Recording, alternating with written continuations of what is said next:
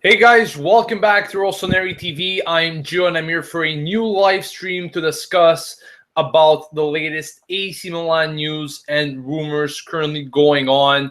As usual, guys, please let me know your comments on these news and rumors in the comments section below, as I'll be reading them throughout the live stream. But today I wanted to start off with the news of Manggala. These are actually news that came out yesterday concerning the Man City defender. And apparently it seems that Milan are interested in signing him on loan. Now, it's kind of funny because, Man City is probably going to want to let him go. But at the same time, I don't think that they will let him leave on loan for after the amount that they paid for him once he transferred from Porto. Obviously, as I said, he didn't really have a great time at Man City. It's not like we could say that he had a remarkable few years there, but it seems that Milan could be interested in signing him on loan. This is according to French newspaper L'Equipe. There's also another team in the race, and they are Valencia. Now, Manggala made 33 appearances last season for Man City. He picked up 10 bookings in the process. He didn't pick up any goals or assists or anything like that. So he's a very physical defender for those that don't know much about him. He was also injured for a while last season. That's why he didn't play too many games. And really, his strengths are mostly on his work rate and his marking, as well as heading the ball, as you would expect from a 6'2" defender.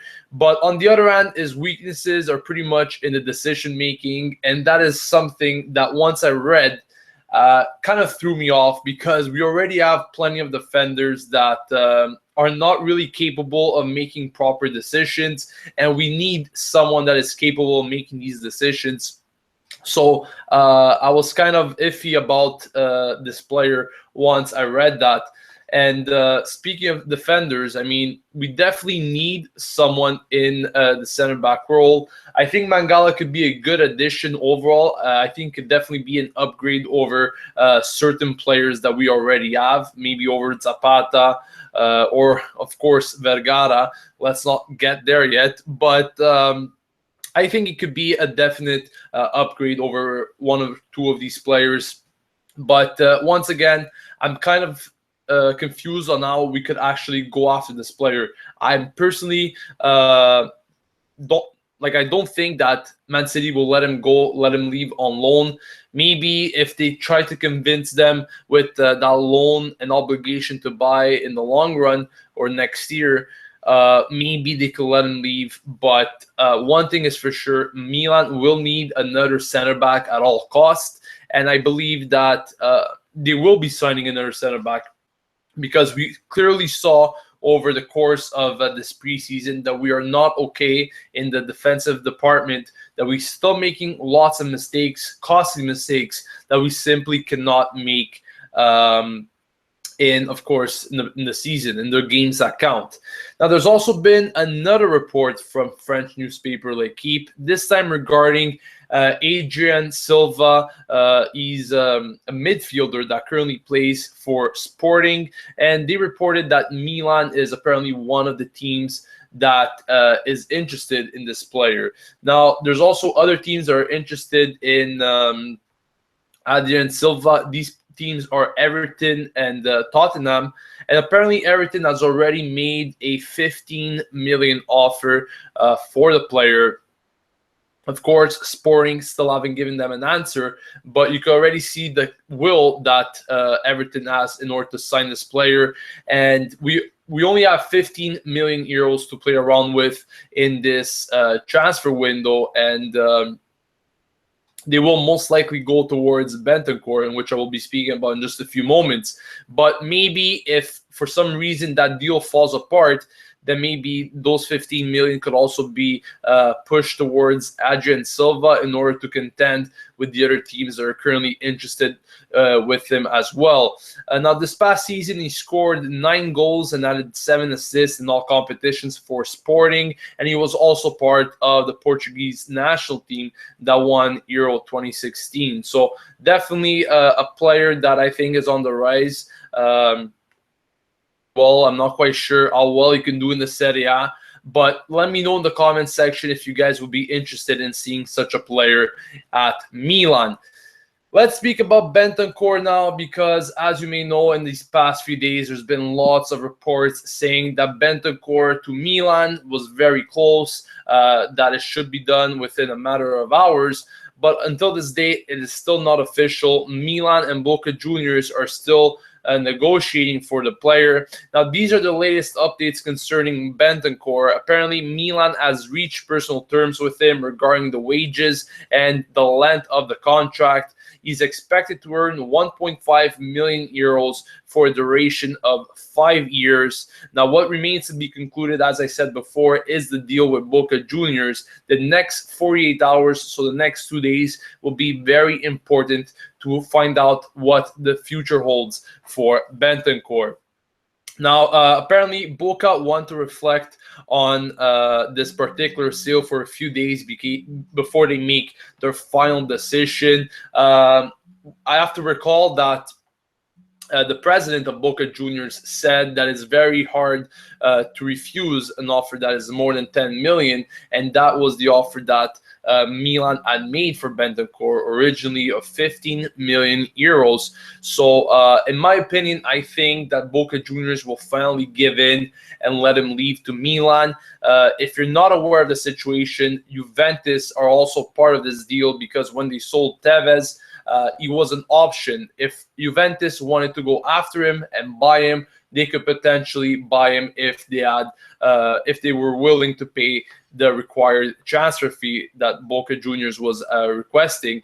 And Milan went on to do more than that, because I think that requested transfer fee was 10 million.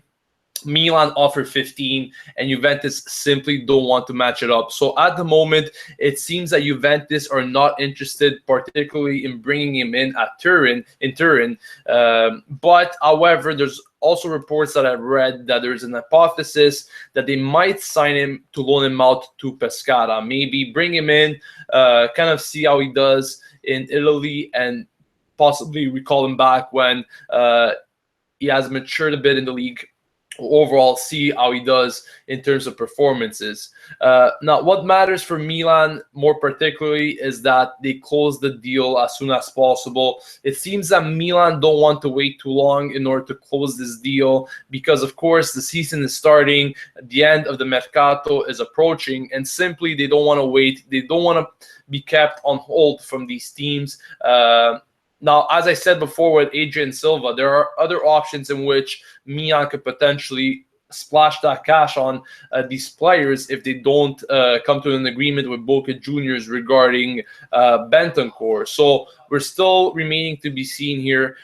We still don't know exactly what's going to happen with Bentancur, but in the next few days, we could definitely expect some final decisions from Boca Juniors.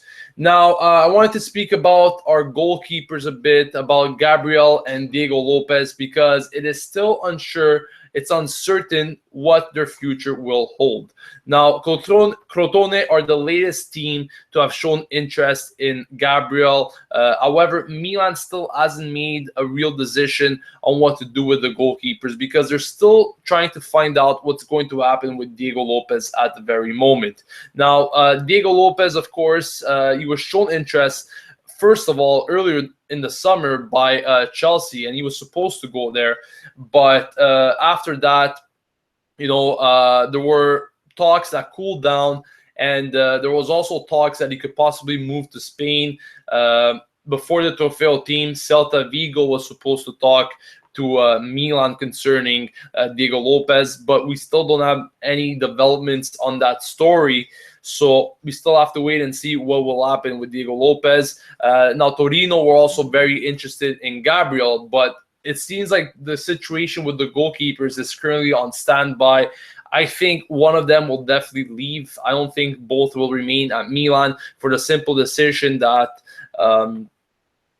these are two goalkeepers that need to get playing time, and simply they won't be getting it this season. I'm pretty sure they're not willing to sit down on the bench to be Donnarumma's backups. So, we're going to have to see what happens, but I definitely think that either Gabriel or Diego Lopez will leave this summer.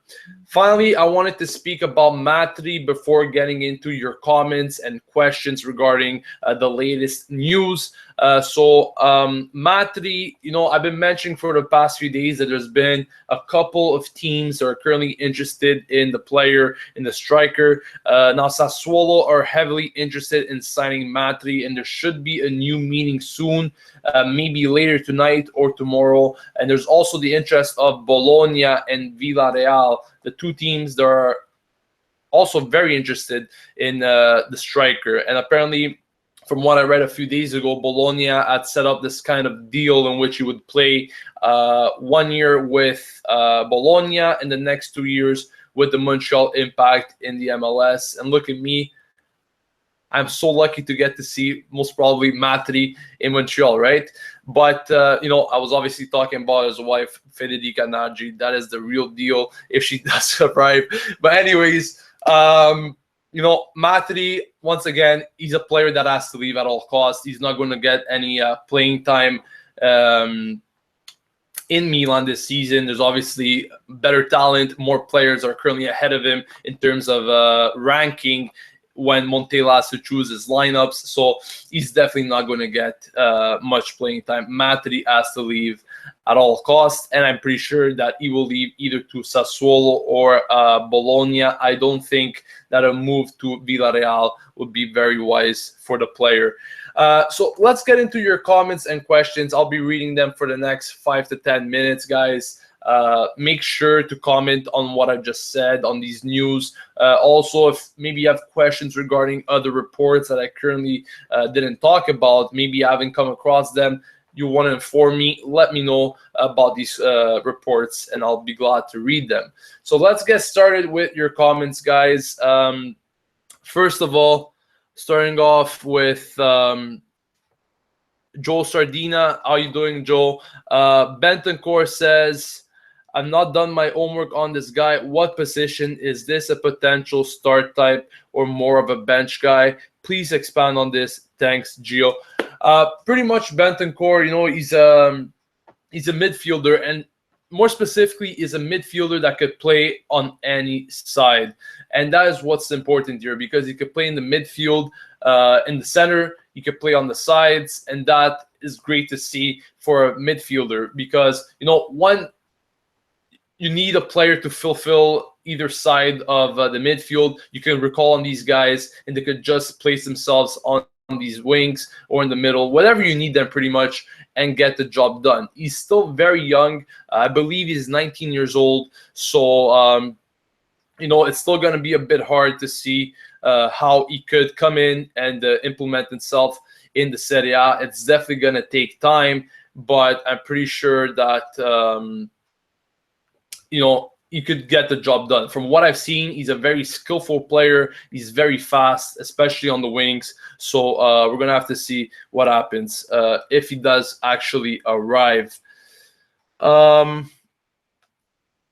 Pietro Massala says, do you think that we actually need Bentancur, considering that we have Locatelli at a similar age position? Couldn't that 15 million euros be better spent on someone who is a bit more established? Well, that is a very good point there that you made, Pietro. I think that Locatelli is a very good midfielder. He's still young, and I think he still has a lot to show at Milan.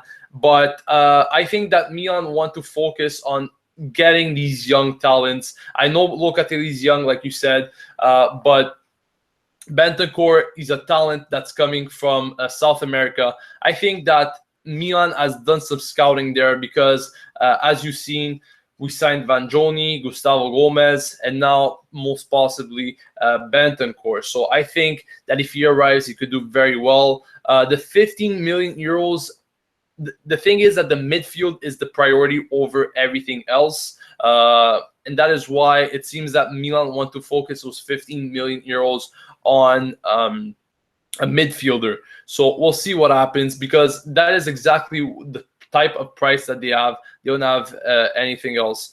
So we'll see what happens.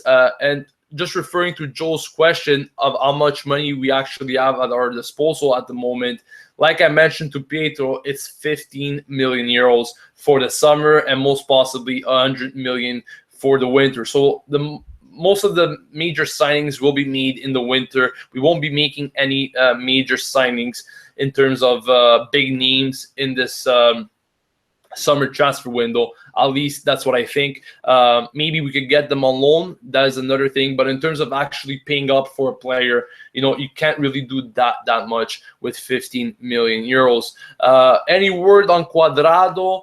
There haven't been really any reports as of recent regarding Cuadrado, at least concerning updates concerning him. It's been a bit cooled down in terms of the story. So I think they're still heavily interested in him. I've also read that Milan are still on the pursuit for Kovacic, but I think that those 15 million euros will most possibly be spent on Bentancur at this point. I think that Boca Juniors will give in a matter of a few days. Nude says, to be honest, I don't want the Boca Juniors kid because that means no Cuadrado. And that is obviously another point I wanted to make, because if Bentancur comes, I do believe that is the last non-European spot that we could use.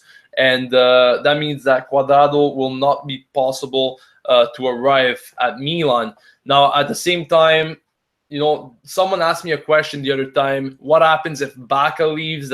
Does that free up an European spot? Simple answer is that I'm not sure if it means that Baca leaves and another player comes in, if that just substitutes that European spot. So I'm not 100% sure. But I think that, once again, like you said, if Bentancur arrives, probably means no Cuadrado, but we'll have to see what happens about that. Dabiano says, hi, Gio, what do you think about Niang's preseason? I definitely think he's been one of our better players, if not the best this preseason. He's done great things. He's scored goals. He's shown great work ethic. He's shown that he could definitely have a very positive season this year. Now, he got injured in that Trofeo team just a few days ago. We still don't know the extent of his injury, but it's been reported that he has been feeling better, at least. So that is a definite good sign to see ahead of next week's opening match against Torino at the San Siro. I'll read a few more questions regarding your comments here. Amer says, I think that Montella should work more on the defensive side. That is definitely where the improvement needs, and right now it's lacking. So, definitely needs to work on that aspect. We need to sign another center back at all costs, because I simply think that it's not good enough at the moment. We don't have enough center backs, first of all. Most of them are out on injury, so we definitely need to invest in that department. Daniel says, in my opinion, I would like a solid center back with experience in the Serie A, like De Maio, or even though he didn't do good in his first spell, why not Acerbi? What do you think? Personally, these are not names are very appealing, obviously. De Maio is solid. Acerbi as well. On his given day, he could do a very good job in the Serie A, but we're going to need much more than that, I believe. Like, we can't just afford to rely on these players. We need something that is reliable, someone that could pair up with Romagnoli and teach him, or at least form a great partnership that could go a long way, not only in the season, but in the long run. So personally, I think that, these names, they might be good for some Serie A teams, but definitely not for Milan. Finally, I'll be reading some more questions from you guys. Franco says, do you think that it's good we kept back, or do you think we should have moved on from him? Well, obviously, it's still We still have about 20 days left in the transfer window, so I really can't say exactly if it's 100% sure that Bacca will leave.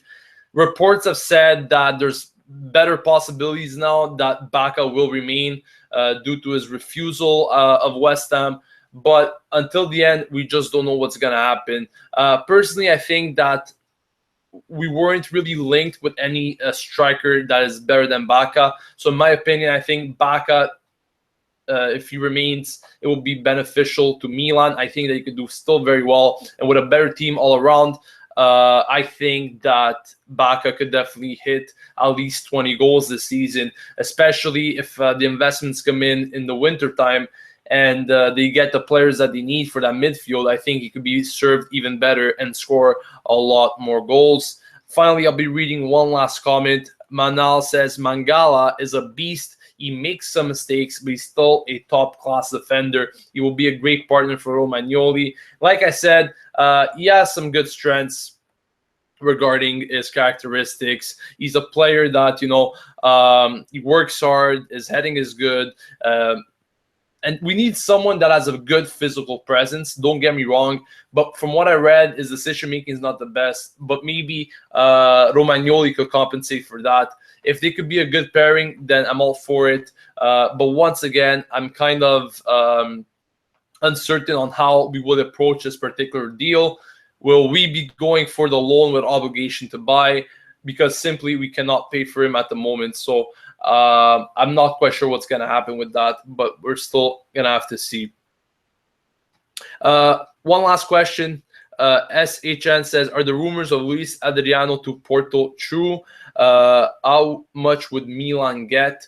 I really didn't read much regarding Luis Adriano move to Porto. I think I've read something, but it wasn't reliable. I'm not really sure on how much they could sell him for, but my guess is probably not more than 10 million, at least not more. So we'll see what happens, guys. But thank you for leaving your comments. Thank you for leaving your questions as usual. Don't forget to subscribe to Rossoneri TV to stay updated with everything going on at AC Milan on a daily basis. And I'll catch you guys later for another video. This has been Gio signing off. And as always, Forza Milan.